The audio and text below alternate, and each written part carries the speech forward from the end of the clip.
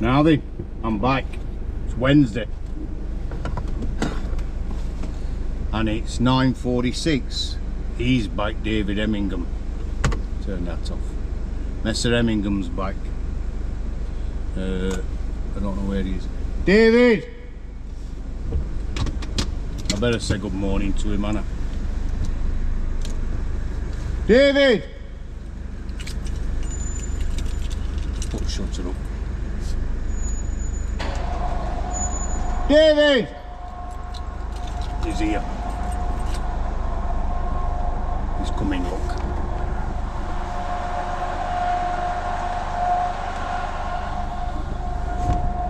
Here. Come here. I've just been telling them all. Morning, everybody. He's flittered. I've moved. Still in Killamarsh. Oh, he's still in Killamarsh. He's still there. But he's near at Kingdom Hall, apparently. No, I'm further away. Oh, he's further away. Sorry, further away. I'm near at Juniors Club.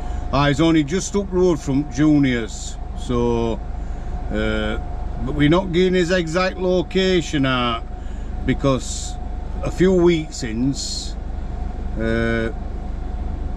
what it Mandy or Tina or Wendy or Julie or Linda? I think it was Linda who went to flat looking for him. So we've got to keep his location a secret at the moment, haven't we, Dave? We have, yeah. Yeah. Just don't worry. Don't worry. And it's not good. No, it's not good at all. Especially when she turns up like her off last at Summer Wine. You know, with little, she wears her little mini skirt, doesn't she? And little red mini skirt, yellow tights. Were they green high heels you said she had on? And a blue boob tube thing and a big fur coat. Long blonde hair, dyed obviously. She's 68, but she looks well, doesn't she? Oh, she does, And Dave says you wouldn't know with light off. So anyway, what you up to, David? I'm just doing some engraving. He's engraving coffin nameplates today. I'm going out to see a family and I'm taking you with me. So I'm going to say it's goodbye from me, although I'm not going, I'm staying. And it's goodbye from him. And he is going. And I am going.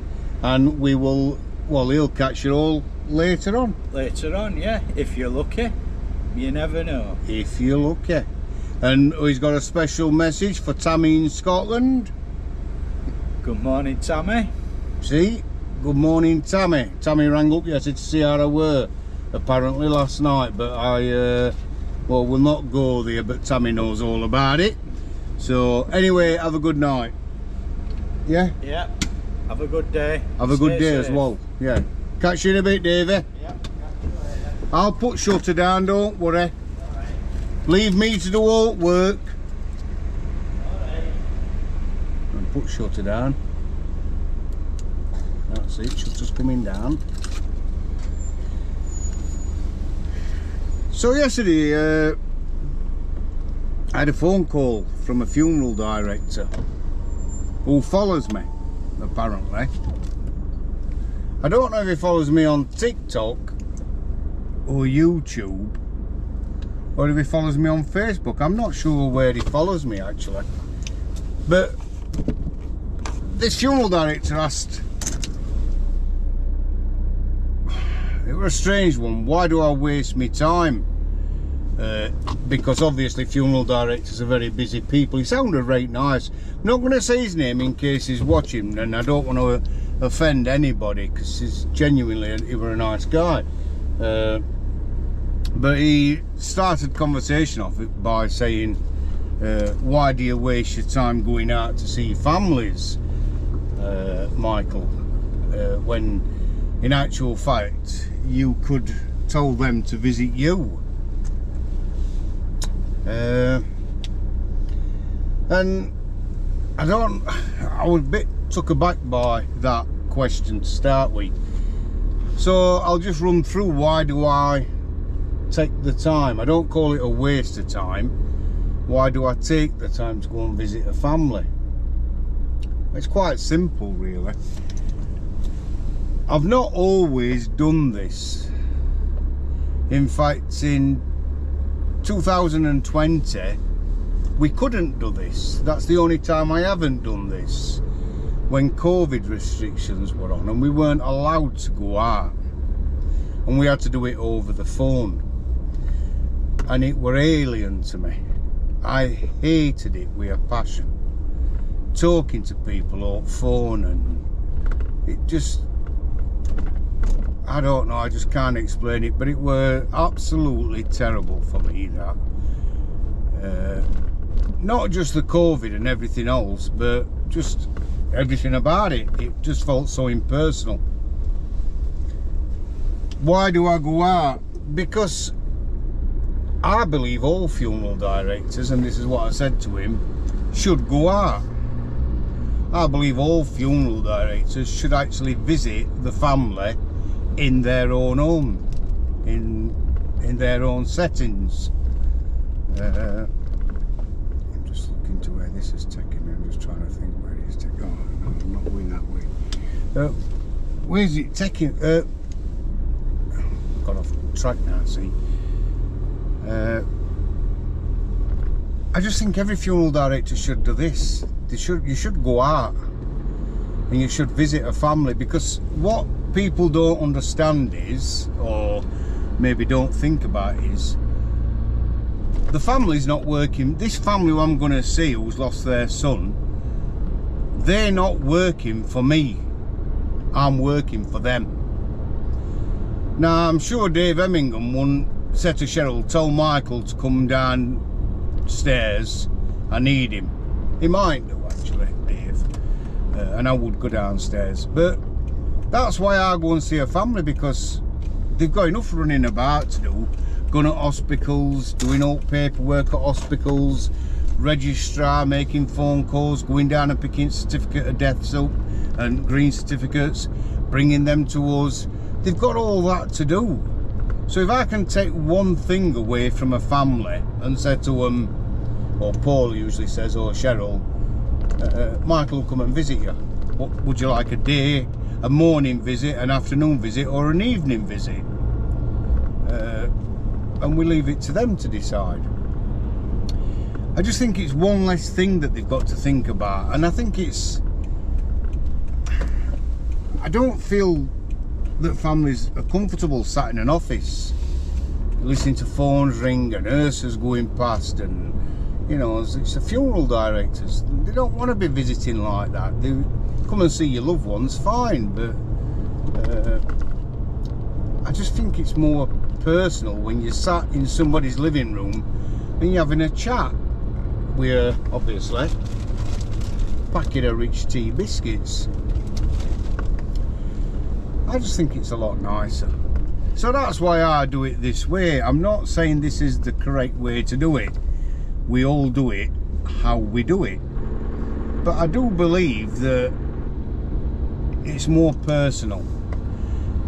And if you ring the funeral directors and say, oh, I want you to come to my house, and they say, oh, I'm sorry, we don't do visits like that, then I should say, well, in that case, I'll find another funeral director who does. I'm sure the Co-op and Dignity will be absolutely livid that I'm saying this. I know they will. And your big companies as well won't like the fact that I'm saying funeral directors, personal independent funeral directors, will come and visit you in your own home if you ask them. And if they win, if they say, I'm sorry, we don't do home visits, then that's fine. You'll not be looking after my husband, or you'll not be looking after my wife, you'll not be looking after my mum or dad, or whoever it is who's passed away. Take the work away from them. They'll soon change the policies, believe me. And they'll soon be going out to visit families. If I could change something in funeral industry, there'd be a lot of things that I'd love to change. But I know I would love to change that. I would love it to be the funeral directors go and visit people. We're known for going out and visiting loved ones in their own home. I just think it makes the arrangement more personal. So, anyway, I'm not ranting, I'm not moaning, I'm not having a go. I'm on Jordan Thorpe at the moment. I'm not having a go at anybody. Everybody works differently, but I like the way that I do it. And it's not a waste of time. I'm a little bit early. I've got a few minutes. It's not a waste of time doing that. Going out and meeting a family and listening to loved ones and about what they did and what they liked doing and what they were interested in, what did they work as. I don't know, oh, it's that. We've got a camera thing on the screen. There's cameras all over in the car. I have cameras all the way around. So anyway, back to what I was saying. Someone get distracted, don't I? If you ring the co-op and you say, I've lost a loved one and I'd like to see a funeral director or a funeral arranger, and the person at the co-op says, yeah, we'll make you an appointment to come and see Gary, our arranger, on Wednesday, then so no, I want Gary to come and see me. Oh, he don't do that, I'm sorry, he won't come out to your house. Well, that's fine, then I'll ring somebody else who will come out to my house then. That's not a problem. And be nice and be polite to them. It's not their saying, it's the company's policy. Don't forget, people who work in funeral directors are absolutely amazing. It's usually the bosses who make all the decisions, who are usually the arseholes. Because the actual staff at a funeral directors, they're passionate about it. They love the jobs. I don't think I've ever met anybody in 36 years who says, I hate this job, wish I could get another job. They don't. I've never ever, hand on heart, met anybody who doesn't love what they do. And they do it for a reason. They do it because they actually care and they actually love helping and supporting people. I mean, you do get some who think they're a bit above it, and I see workers for other funeral directors, and that's all they are. They're just workers. There's somebody who works at Simpsons, and he thinks he's a little bit better than everybody else, and what he can do and what he can't do, and at the end of the day, he's a number. He's basically a muppet. They basically just, they're nobodies who think they're somebodies. So you got Tony Simpson, who's absolutely lovely.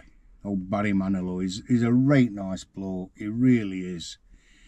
He had a right nice Prada scarf once and he was showing it me. It was beautiful.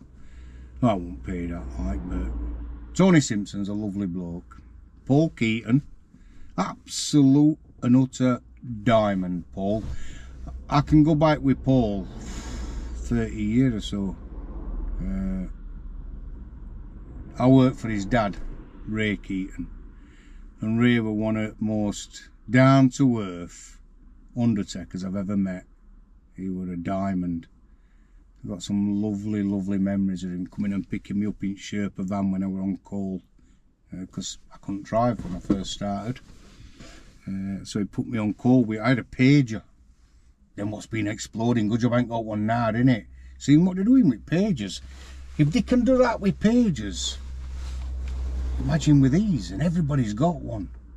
Imagine if they programmed these or got something in these. Frightening. Technology is we didn't have much technology. We had a pager, ring office. You'd be out in Richmond or Woodthorpe or Springwood with my mates and pager would go off. And I knew what it was. I didn't have to put anything, just ring office or ring me. Flash up, ring him.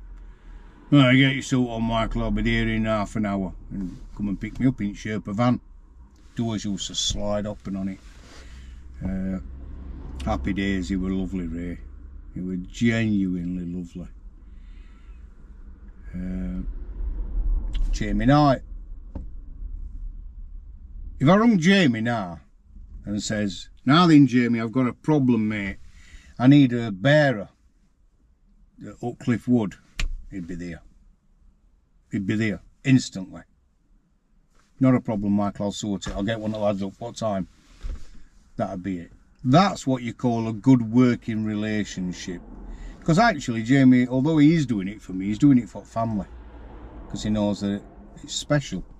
They need it. He's an absolute diamond. Warwick at Oilands, W. Oilands.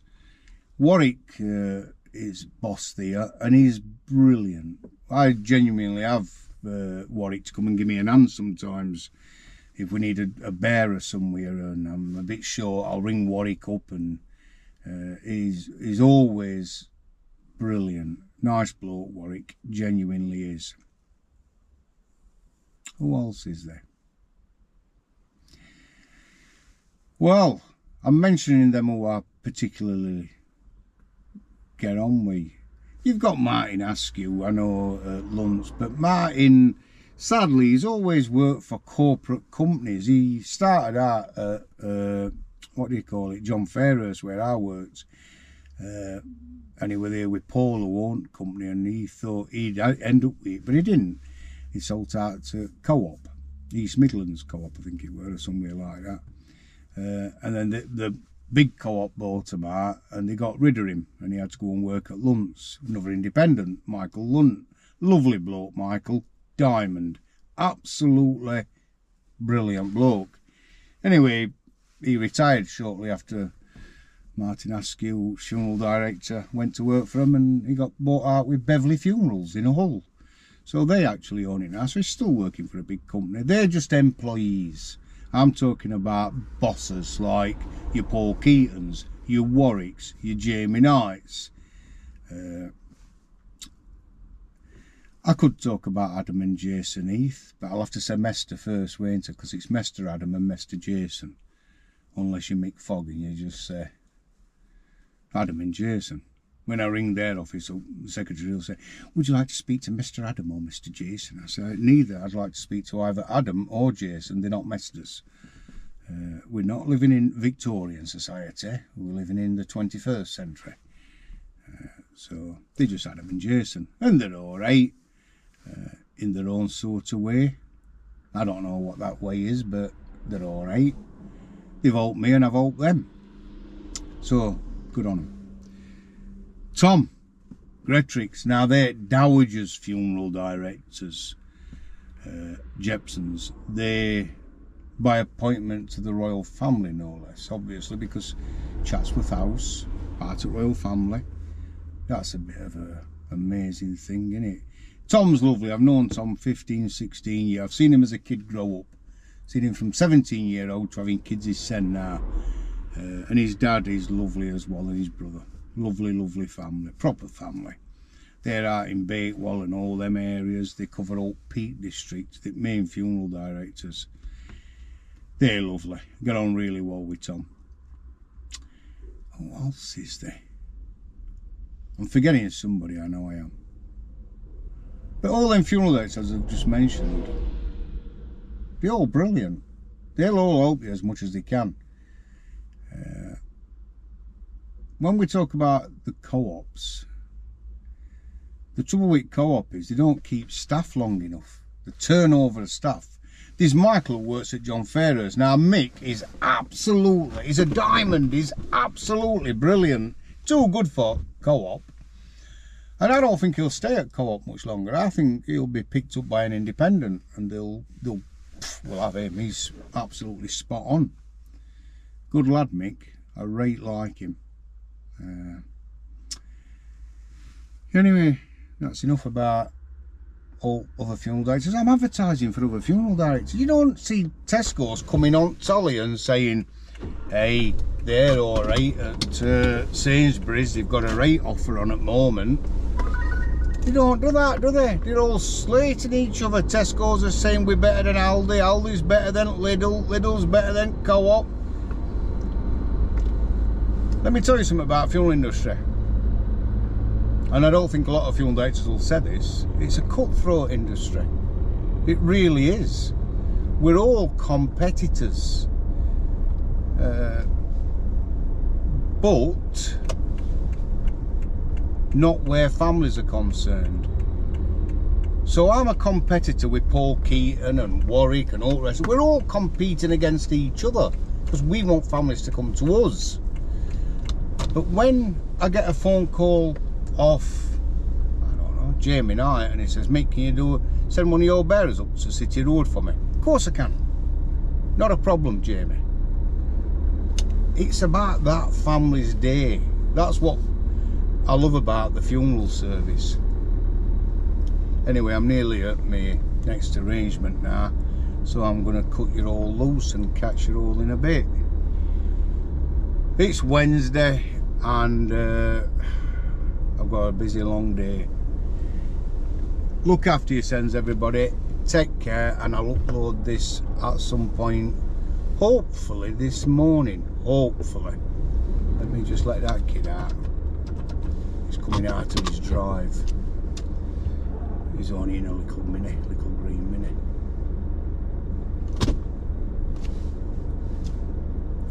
Don't hurt, does it, to be nice? One nice deed done for day. Because if that might make his day, he might think, that were good of him letting me out. Right, take care, look after yourselves, and I'll catch you all later. Thanks for liking.